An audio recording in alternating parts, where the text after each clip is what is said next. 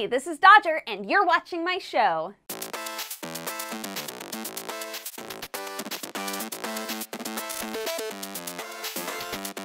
Three, two, one, ready, go! Just as a heads up, there's a very excitable gardener out there today.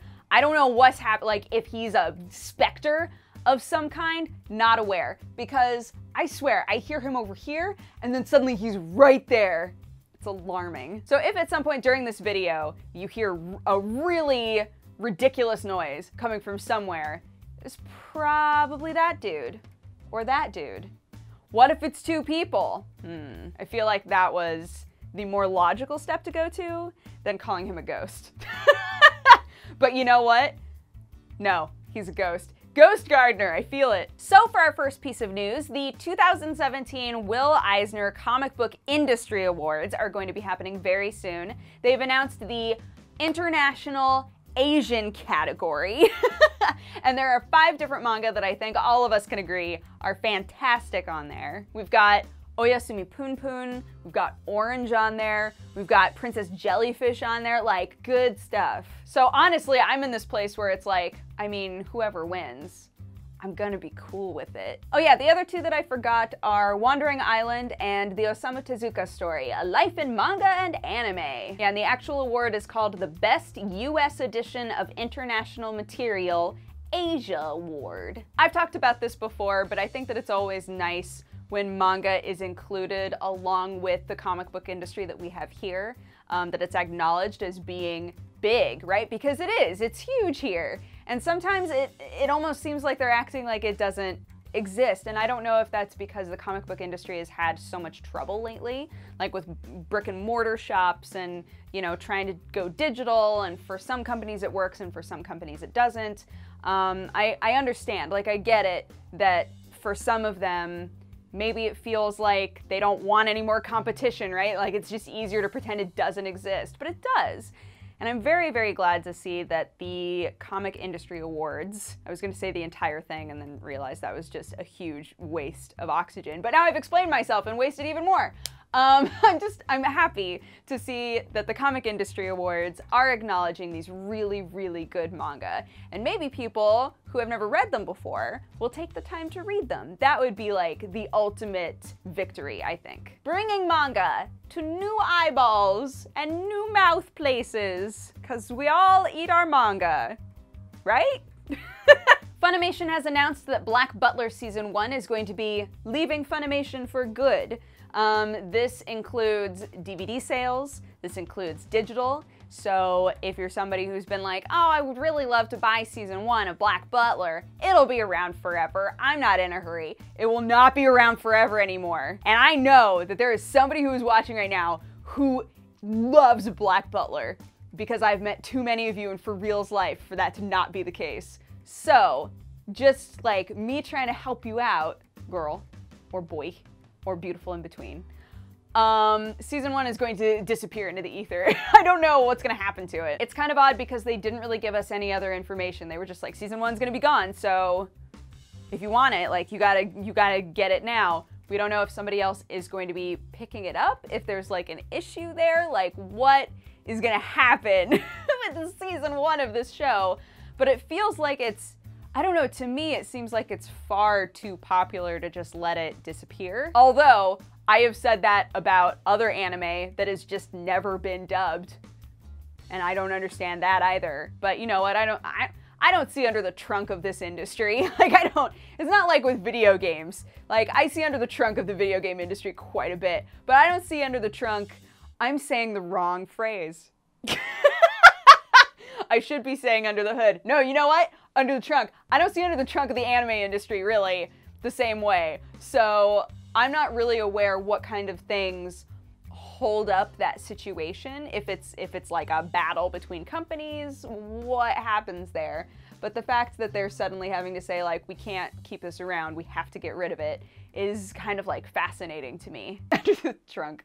Fuck. Yeah, Funimation has not returned any requests for clarification, so that's fine. Funimation did not specify if or when the title will also be removed from its streaming service. So yeah, you can still get the DVD and Blu-ray until later this month. I think that's when it's supposed to be disappearing.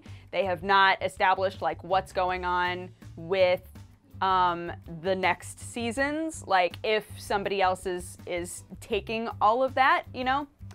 So we'll just have to see. Shinjiro, the creator of Taboo Tattoo, has announced that the next manga volume is going to be the last. Some of you probably remember that this was also turned into an anime, I think last season. It was like a 12-episode thing, and I have no idea how well that anime did.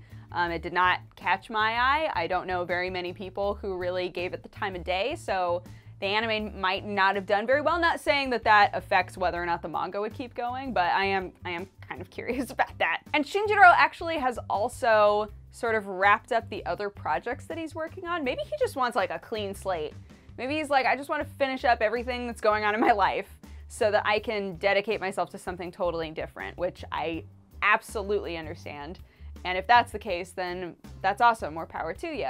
I think that there have been so many rumors about other manga being shut down for, you know, in more of like a canceling it sort of a way, that people are really uptight about that. Like, well, did you end it because you wanted to, or was it canceled? Either way, the 13th volume will be the absolute last volume. If you're somebody who really enjoyed the anime, who has maybe been reading the manga online, but not somewhere where you have to pay for it, and you'd like to support it, and you'd like to support Shinjiro, Dark Horse Comics, I think, is the one who licensed it. They only have a few volumes out right now. I looked it up a little bit before this, but if you are interested in that, if you would like to actually purchase the manga, you can get it from Dark Horse. KADO, the Right Answer, is one of the super weird anime that I've been watching. It has inspired a spin-off manga that is not about any of the main characters, which I guess like a proper spin-off manga doesn't need to be about the main characters, right? Like it can be about side characters, it can be about somebody who you've never met before. In this situation, it's going to be about two teenagers who are just kind of like existing during the time that the cube shows up and all of that. If you haven't watched the anime, it is so weird. Please watch it. And when I say it's so weird, I don't mean like surrealist trippy. It's just, it's interesting. It feels like kind of bizarre at moments, but overall it's engaging. But this also kind of confuses me because I think the anime is an original, right? Like they did the OVA and now we're getting like the full-on anime. The full-on anime has way more CGI than the OVA did, but I think that it already inspired like an actual manga adaptation. So there are two different KADO manga that are being created right now, but the show is only on episode like 5. I don't know, I feel like the industry makes so mistakes with jumping the gun, right? Like we have so many different anime shows that we've watched where the ending feels weird. And you find out later, oh, the ending was weird because the manga wasn't even done. Like we had no idea. They just created an ending, right? Like they just made something up that isn't what actually happens. And I get it, like it's an industry that needs like stuff to turn into anime, right? Like whether it's just an idea or a manga. And it's the same with the manga industry, like being able to look at an original anime and say, oh, that would make a good manga as well. Like I get that, but it feels like when they're only on episode 5, it just feels like they're jumping the gun a little bit. And obviously I would hope that the mangaka has, you know, is able to collaborate with the creator of KADO to like know where it's going and what's going to happen, but it just seems weird to me. That always seems weird. But if you've been enjoying the anime KADO and you would like to see a little spin-off about just like people who are living their lives with like crazy stuff going on, I believe that the first 2 issues are already released. Whether or not they're translated, that's another question, but if you know Japanese, they're up on a website right now that I can link you guys to. But again, not in English. And as a final bit of news, there are so many rumors going around right now that Naruto is going to be killed off in Boruto. Kishimoto was apparently talking about how there is a character that he has thought, oh, well, since we're not like in the Naruto story anymore, and we're in the Boruto story instead, it probably would be okay for me to kill this character off. But he wasn't specific about who it was, so I guess he just like referenced Naruto as like the manga in general. Some people are taking that to mean like, oh, he's insinuating that it's actually Naruto, that Naruto is going to be the one who died, and the boy in the prophecy is Boruto, and Naruto is just gonna like die in Boruto. And then other people are saying, I mean, that's not exactly what he said. But obviously, for me, I think that, I don't know, just like the way that he's talked about it, and I realize, we've talked about this a few times before, I realize that things get lost in translation, right? Like your intentions don't always come across, sometimes words come across wrong, but reading how Kishimoto talked about it, it was kind of just like, oh my God, I'm so excited to finally kill this person off. Or I'm really excited to kill this person off because I think that it'll affect the story. And if it's Naruto, then that irritates me because that says to me that Boruto isn't a strong enough character on his own to like have an interesting story and be like a character with drive unless his dad dies, right? And like, I think that would be so cheap, honestly. And maybe that's just me being like defensive because I love the Naruto universe and I feel like we went through so much with Naruto, right? Like we watched like his whole life. And if he's just gonna like get killed off so that Boruto has like dad rage, that'll just be silly to me. But you know what? I'm not Kishimoto and I don't get to make those decisions. But I do think people are they're gunning the gun. And you know it. Like, he didn't specifically say that it's Naruto.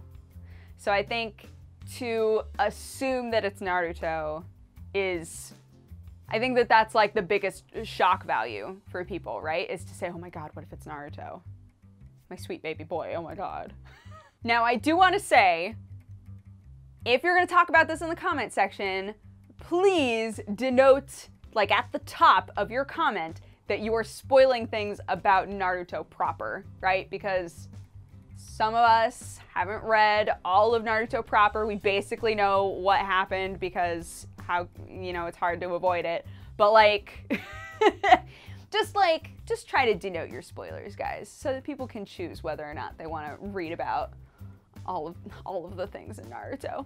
But anywho, that's been my show. Thank you so much for watching. If you have a positive or a negative response, feel free to leave it in my comment section. And if you would like to watch my streams, you can find them at twitch.tv/dexbonus. Thank you guys so much for watching. If this is the first episode of anything that you've ever watched on my channel, thank you so much. I hope that you enjoyed yourself. And if you feel that I deserve your subscription, I would appreciate that as well.